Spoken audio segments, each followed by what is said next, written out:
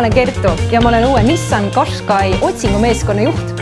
Sellega aitame me sul avastada Tallinna linna. Näiteks, kui sa soovid teada, milline on Tallinna parim restoran, kus asub kõige kiirem wifi leviala või hoopiski, kus asub kõige puhtam avalik WC, me leiame sulle vastuse. Kõik, mida sina pead tegema, on saatmagi meile küsimuse selle kohta, mida sa näha tahad või kus sa tahad, et me käiksime. Meile meeldivad väljakutsed, nii et ole loominguline. Ja loomulikult vaata meie live-ülekannet 8 tunni pikkust. Seal võib juhtuda nii mõndagi. Saada meile küsimus ja avastame linna üheskoos.